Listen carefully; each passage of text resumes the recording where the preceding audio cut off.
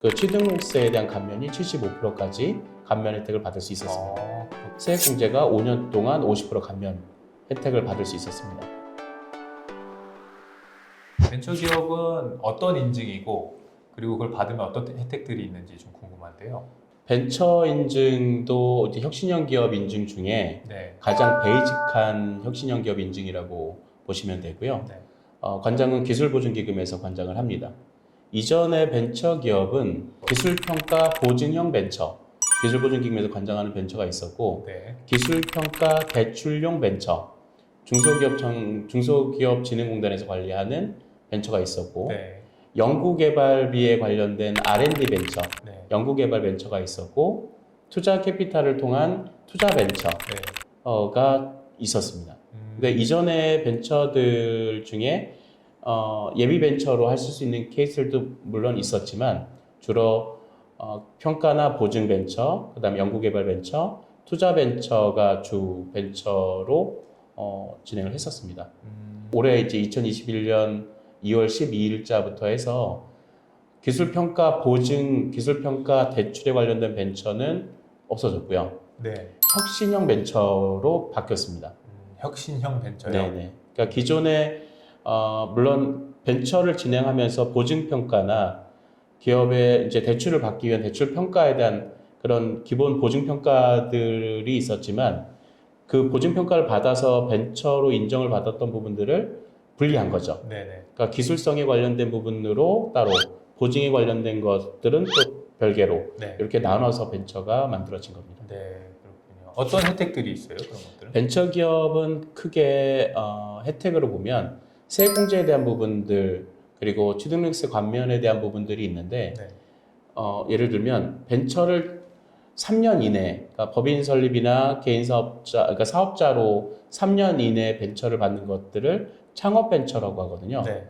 창업 벤처로 인정을 받게 되면 세액공제가 5년 동안 50% 감면 혜택을 받을 수 있었습니다. 소득세로 50% 감면 네, 받을 그러니까 수 예를 있는 거예요? 들면 개인 사업자는 종합소득세가 네, 되는 그렇죠. 거고 네. 법인은 법인세에 대한 감면을 50% 감면을 3년 동안, 5년 동안 5년 동안요? 네. 엄청난 혜택인데. 그렇죠. 창업 벤처로 인정을 받았을 경우에. 네. 그리고 벤처를 진행하시면서 이제 취득하는 우리가 부동산들이 있지 않습니까? 네네. 사업 용도로 사용하는 네. 그 취등록세에 대한 감면이 75%까지 감면 혜택을 받을 수 있었습니다. 그렇군요. 네. 실제로 근데 그런 혜택들이 잘 이루어지나요? 지역마다 예를 들면 그러니까 기업들이 과밀된 지역이나 수도권 같은 네, 데들? 그런 경우에는 이제 각 지역 경제과에 따라서 판단에 따라서 네. 조금 조정을 하게끔 되어 있는데 네. 규정상으로는 혜택을 받을 수 있게끔 되어 있습니다. 네, 그렇군요. 근데 창업한 지 3년밖에 안 된 회사들이 네. 부동산을 취득할 수 있을까 하는 좀 의문점은 있는데. 보통 그러니까 이전 얘기를 좀 드리자면 네. 벤처를 취득하는 가장 큰 목적이 네. 이전에는 약 85% 이상이 보증이나 대출이었거든요. 예, 예. 그러니까 보증이나 대출을 받을 수 있는 기업 평가를 받을 수 있었기 때문에 네. 그래서 해당 기술에 대한 부분들을 기술하고 경영 능력에 대한 부분들을 보증할 수 있었다면 네. 그러면 충분히 취득할 수 있는 구조들이 됐었거든요. 그렇겠네요. 네, 지금은 약간 이제 분리를 해놓은 네. 상태이지만 네. 그렇게 하는 게 일반적인 벤처의 비중이 가장 높았습니다. 네. 예전에는 그래서 뭐 기술보증 기금이라고 하는 소위 말하는 기부에서 한 8천만 원인가요?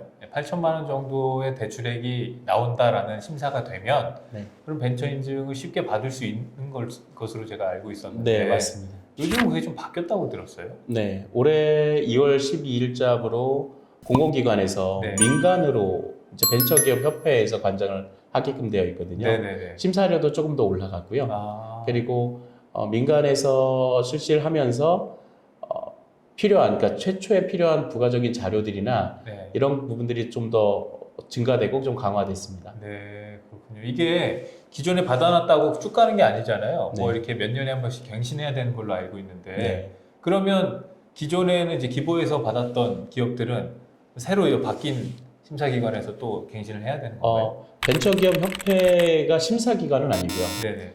벤처 기업이 접수 기관이 된 거죠. 접수 기관이요. 예. 심사는 동일하게 기술보증기금에서 합니다. 하고요. 이전에는 2년에 한 번씩 벤처가 갱신이었는데 올해부터는 3년에 한 번씩 3년으로 갱신입니다. 바뀌었어요. 네. 그렇군요. 어쨌든 뭐 접수처가 좀 바뀌어서 까다로워진 부분이 뭐 어떤 게 좀 있어요? 사전에 준비해야 될 서류, 네. 서류에 대한 증빙이 2주 이내 발급 본회에 하나고 이런 부분들이 좀 바뀌었죠.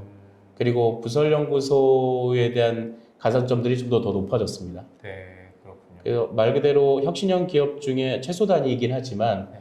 벤처 또한 기술보증기금에서 관장을 하고 있는 인증이기 때문에 기술에 관련된 부분들을 많이 보게 되는데요. 거기에 증빙할 수 있는 가장 기초적인 자료들은 이제 우리 사업의 기여도가 높은 기술력에 대한 지적재산권, 네. 특허에 대한 부분들이 있고, 네. 그리고 그 기술을 지속적인 연구 개발을 하기 위한 별도의 조직, 기업부설연구소나 네. 연구개발 전담부서에 대한 인증이 네. 인증서가 필수로 들어가야 됩니다. 그렇군요. 네. 이거는 연구소 인증처럼 뭐 이렇게 요즘에 좀 이슈가 된다거나 문제되는 사안들은 없어요? 조심해야 될 것들은 없어요? 뭐 따로 조심해야 될 거라기보단 네.